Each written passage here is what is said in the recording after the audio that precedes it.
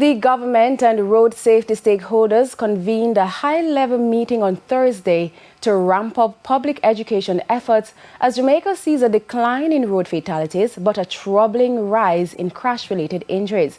Now, while fewer lives are being lost on the nation's roads, authorities say reckless driving and risky behavior continue to leave many injured, a trend they say demands urgent attention and sustained awareness.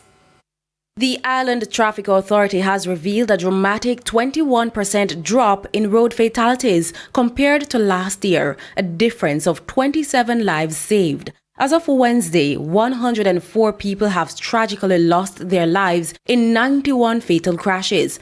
While the toll remains sobering, the decline marks a significant shift from the deadly trends of previous years. Despite the overall dip in fatalities, certain parishes remain hotspots for collisions. And while fewer people are dying, many more are left to suffer. Vice Chairman of the National Road Safety Council, Dr. Lucian Jones, points to a worrying trend hidden beneath the headline: a 20% surge in injuries from crashes, based on a comparison of 2022 and 2023 data. Prime Minister and Chairman of the NRSC, Dr. Andrew Holness, has taken note. Everyone that has to be treated in one of our facilities, it's a cost that the country bears, but it also deprives someone else of the space in the hospital or in the facility. So it is something that we have to pay close attention to.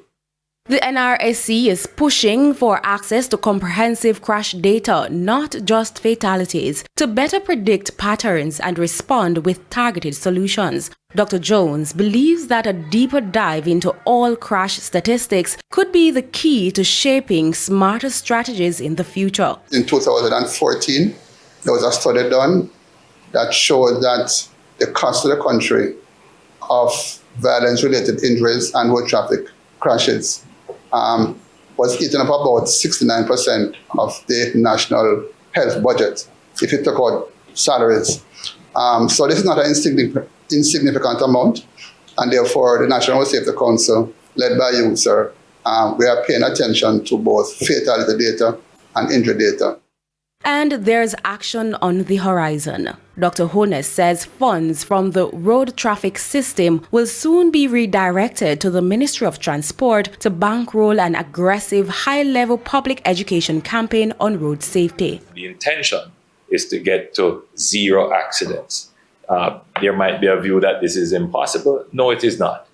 It requires even more effort on our part to develop the right policies and to develop them quickly, but more so to educate every single road user so that the road user, the driver, the pedestrian, the cyclist becomes responsible for themselves and for others. If you're going to have public education, it has to be aligned with enforcement at the same time.